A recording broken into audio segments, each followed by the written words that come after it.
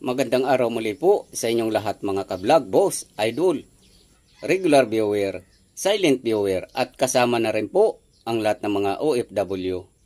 Ang gagawin ko naman po ngayon ay bibisitahin ko po itong isa pong garden sa gilid po ng bahay.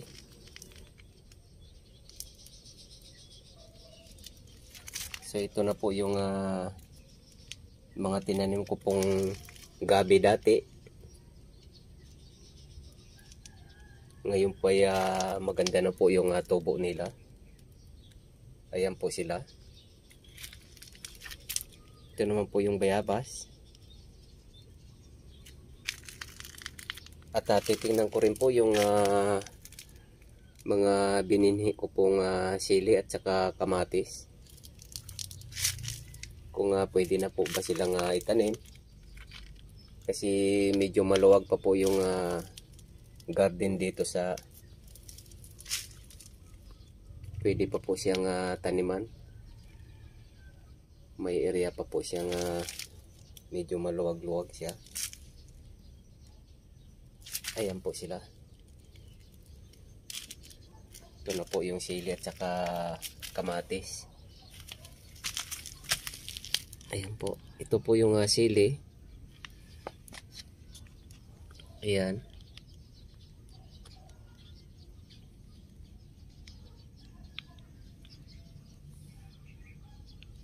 Ito naman yung kamatis. So para magkakahawig lang po sila.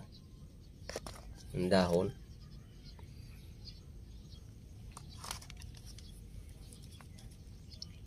Ayan po, ito yung sili. Ayan po yung balat niya. Pero magkakahawig lang po sila ng dahon. So makikita na lang po pagka medyo lumaki sila. Ayan. So baka sa susunod po na linggo ay pwede na pong itanim to.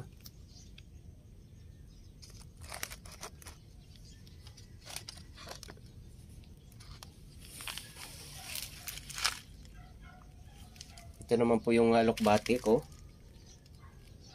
Medyo malalaki na rin sila. So lalagyan ko po ng makakapitan sila dito. Dito pong side na to.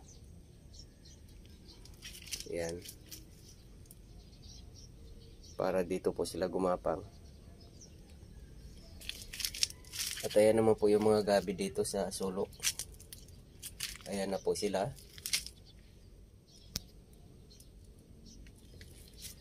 At mayroon din po akong mga ampalaya dito, yung mga native. Ayan po sila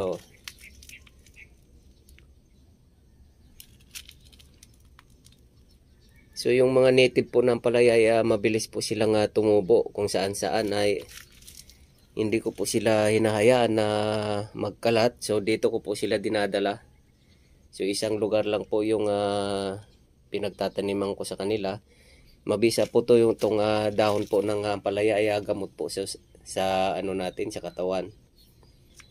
So kaya talagang tinatanim ko po sila. Yan. Herbal din po to. Kaya hindi ko po pinababayaan na kakalat-kalat lang. So nilagay ko po sila sa isang lugar.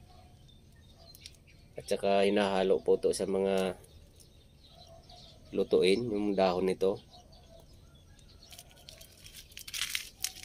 Marami po to. Ayan po po. So lahat po ng nakikita kong tumutubo, so dinadala ko po sila dito sa isang lugar lang. Kaya pag may time po ako, gagawa po ako ng pagkakapitan din nila dito. Para isa lang po silang grupo. Kasi yung mga dati po ay malapit na pong mamatay.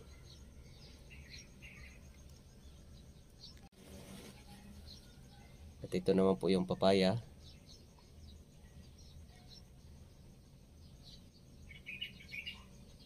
Yan, so marami pong ampalaya yan.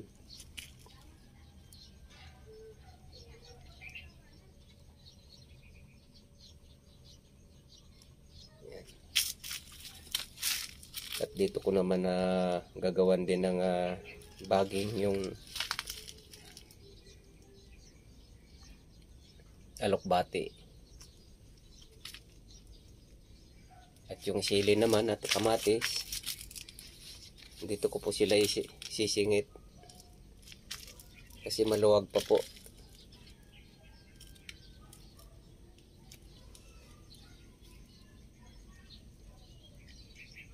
Nakakatuwa rin po at ilang linggo lang itong mga gabi ay malulusog na po yung mga dahon nila. Ayan po sila oh. Ito naman yung bayabas.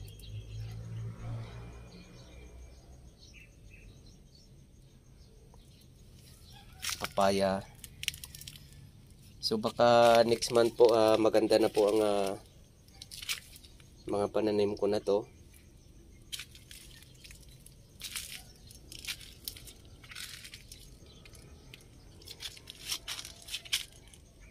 Ayan papaya oh.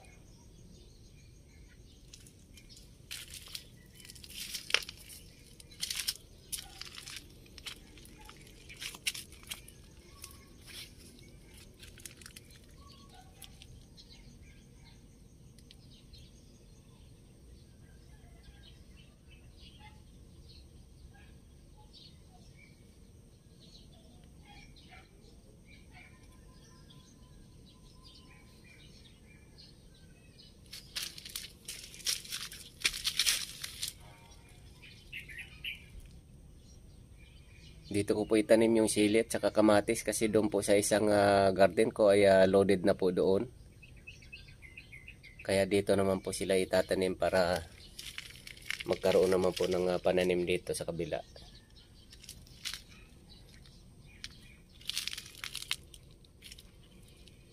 Mas maganda po yung mga pananim na lang po na gulay at mga puno kaysa patutubuan po natin ang mga damo. Wala pong kwenta yon.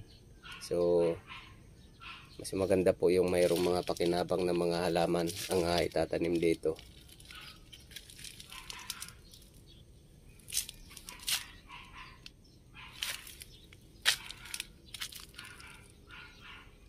At least mapapakinabangan pa.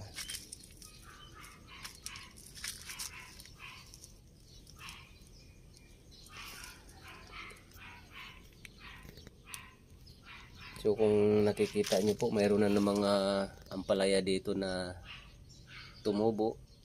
So dadalhin ko na naman po yan doon sa grupo nila. Ayan, mayroon isa dito.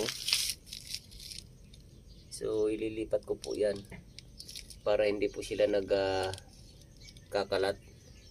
So isa lang po yung lugar na pagdadalhan nila, pagtutubuan nila. Sama-sama po sila doon. So ganyan po yung ginagawa ko po para organize po yung mga pananim ko dito.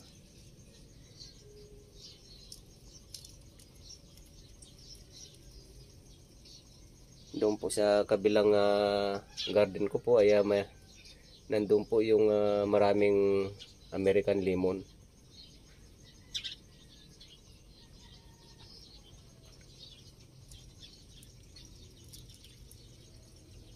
Yan.